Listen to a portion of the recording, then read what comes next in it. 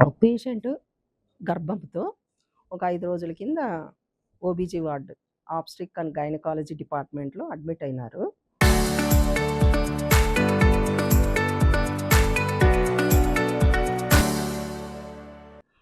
అప్పటినుంచి వాళ్ళు అబ్జర్వేషన్‌లో పెట్టుకొని నార్మల్ డెలివరీ అవుతుంది అని చూసారు వాళ్ళు.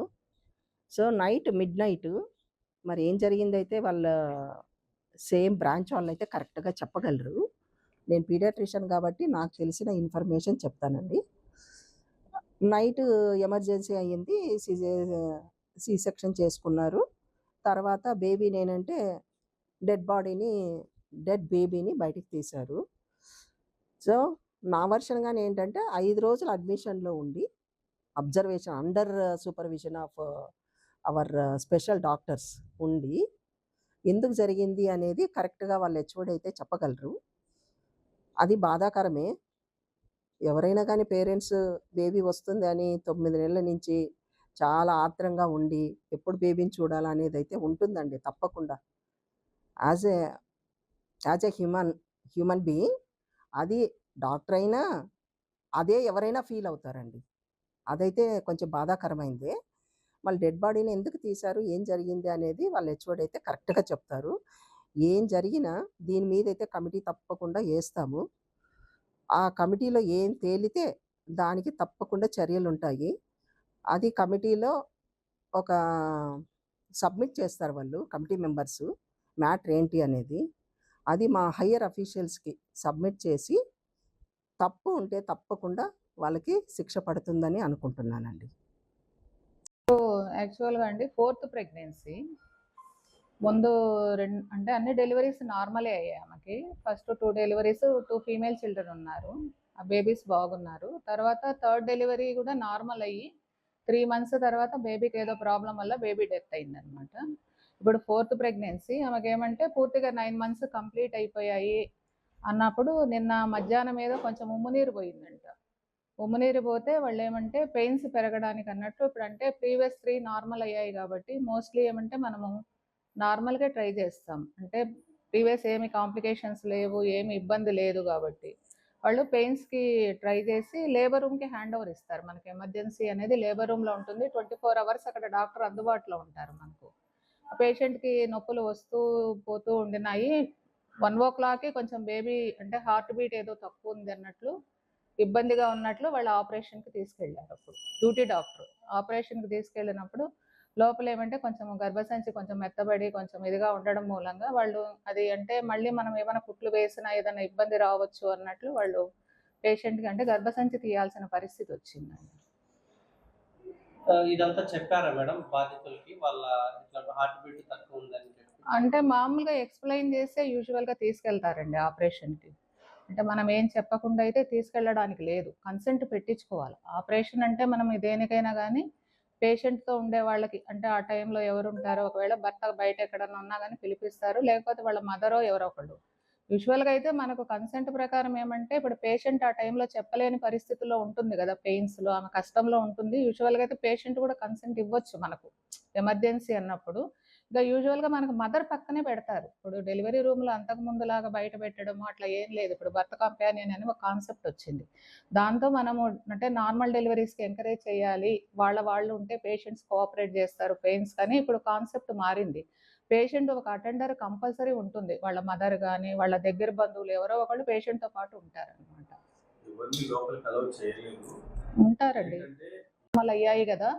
కొన్ని గంటలు అంటే ఇక్కడ మనకిప్పుడు 4 కానుకలు, 5 కానుకలు ఇట్లా వచ్చినప్పుడు ఒక్కోసారి ఏమంటే మనకు అంటే తక్కువ టైంలోనే డెలివరీ అయిపోతాయండి. ఒక 4, 5 అవర్స్‌లో డెలివరీ అవుతాయి. మనం ఒక ట్రయల్ అనేది ఇస్తాం.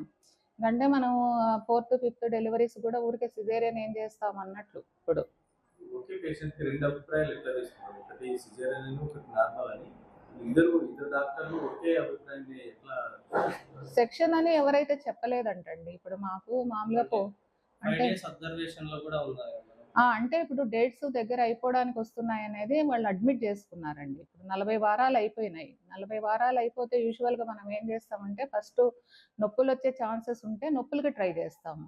లేదు అసలు ఛాన్సెసే లేవు, బిడ్డ ఏదైనా అడ్డంగా ఉంది, పొజిషన్ అబ్నార్మాలిటీగా ఉందంటే మనం ట్రయల్ కూడా ఇవ్వము, డైరెక్ట్గా సెక్షన్ చేసి వాళ్ళతో ట్యూబెక్టమీ కన్సెంట్ కూడా తీసుకొని అట్లా చేసేస్తాం.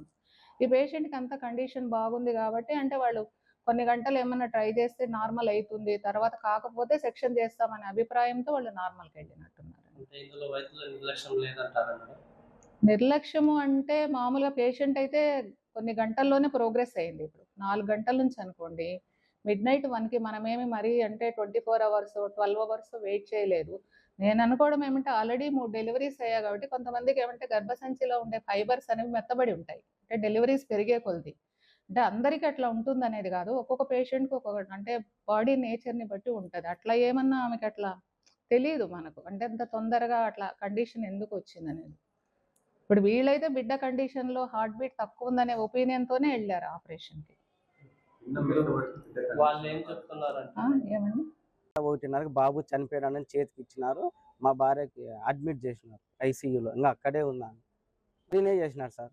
ఫస్ట్ 1వ తేదీ 1 గంటకి సిజరీన్ చేయాలా, ఏర్పాటు చేయండి అని అన్ని చెప్పినారు. అమ్మాయిని అడ్మిట్ చేసిన రూమ్లో అన్ని రెడీ చేసినారు. సిజరీన్ చేసింటే 1వ తేదీ అయిపోతాండే. వాళ్ళు రెడీ చేసినాక మరి ఇంకో డాక్టర్ వచ్చి ఈమెకి ఇంతకుముందు 3 నార్మల్ అయినాయి, ఇది కూడా నార్మలే కాల, మాకు రూల్స్ అట్లున్నాయని చెప్పి క్యాన్సిల్ చేయించి మళ్ళీ మరుసటి రోజు 2వ తేదీకి ఇది పోస్ట్ పోన్ చేయించి లాస్ట్కి ఇలా చేసినా మళ్ళీ 2 గంటలకి ఎర్లీ మార్నింగ్ సిజరీనే చేయవలసిన పరిస్థితి వచ్చింది. ఇలా ఎందుకు చెప్పినారో, ఎందుకు చేసినారో, బాగా ఫ్రెష్గా హాస్పిటల్లో అడ్మిట్ అయ్యింది. ఇక్కడ రక్త పరీక్ష చేసినారు, స్కానింగ్ చేసినారు, బయట రిపోర్ట్లు మంత్లీ చేయించుకున్నాం సార్.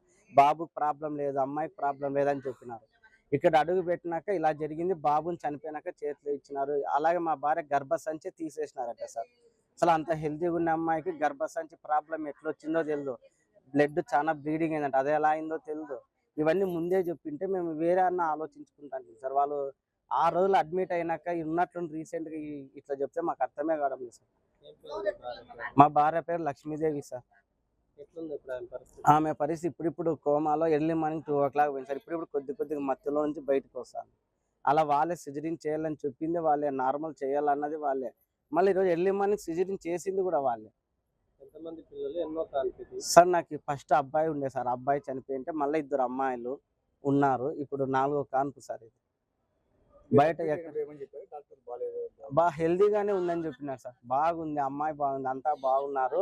ఏంటంటే బేబీ హెవీ వెయిట్ ఉన్నాడని చెప్పినారు. హెవీ వెయిట్ ఉంటే సిజరీనే చేయండి మేడం, లాస్ట్ కాన్పు సిజరీన్ చేసేసి అలాగే ఆపరేషన్ కూడా చేసేస్తే అయిపోతుంది, నాకు ఆల్రెడీ 2 అమ్మాయిలు ఉన్నారు ఇంకా అని చెప్పినాను. సరేలే సిజరీన్ చేస్తామన్నారు. సిజరీన్ చేసి ఏర్పాట్లు చేసినాక బ్లడ్ రెడీ చేసుకోమన్నాక అమ్మాయిని ఏం తినొద్దమ్మా, ఈరోజు సిజరీన్ చేస్తామని చెప్పినాక మరి ఇంకో డాక్టర్ వద్దు, నార్మలే చేస్తాం మేము, ఖచ్చితంగా అవుతుంది 100% అని చెప్తే అలాగే పెట్టినారు, క్యాన్సిల్ చేయించినారు. మళ్ళీ నిన్న రీసెంట్గా సిజరీనే చేసినారు. ఇలా వాళ్ళు 2 సార్లు ఎందుకు చెప్పినారో, ఎందుకు చేసినారో ఫైనల్గా పిల్లోని 1వ నెల నుంచి కాపాడుకుంటా ఇప్పుడు ఆ స్కానింగ్ చూపించి బయట అమ్మాయికి ఫుడ్ పెట్టి ఈ బాబు అన్న బాగుండాలి, ఫస్ట్ బాబు జరిగిపోయినట్టు 2 అమ్మాయిలు ఉన్నారని చెప్పి ఎంతో ఖర్చు పెట్టి చేయించుకొని ఎన్నో స్కానింగ్ చేయించుకొని ఇంత దూరం వచ్చినా సార్. ఫైనల్గా ఈ డాక్టర్లు మించిన వాళ్ళు ఉన్నారు, వీళ్ళే మనకి దిక్కు అని చెప్పి నా ఇంట్లోకి ఆటో సౌకర్యం లేకపోయినా ముందే వచ్చి అడ్మిట్ అయిపోయినా. 26 వచ్చి అడ్మిట్ కాండి అన్నారు, 26 వచ్చి 27 వచ్చి అడ్మిట్ అయినా. అప్పుడన్నా ముందన్నా చెప్పలేదు సార్ ఇట్లా ప్రాబ్లం ఉందని.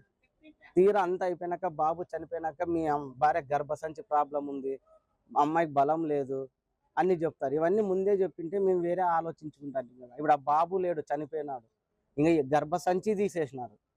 ఇంకా ఇది అంతా ఎట్లా జరిగిందో ఏమో నాకు చెప్పేవాళ్ళే లేరు సార్. ఉన్నట్లుండి మీ అమ్మాయి వీక్ ఉంది, బలం లేదు. చరిత్ర సృష్టించినోడు ఇప్పుడు ఆ చరిత్రని తిరగరాయబోతున్నాడు. అబద్ధాల గోడల్ని బద్దలు కొట్టి నిజాలను రాగా మీ ముందుంచబోతున్నాడు. నిజమైన వార్తల కోసం వెంటనే డౌన్లోడ్ చేసుకోండి రా యాప్ని.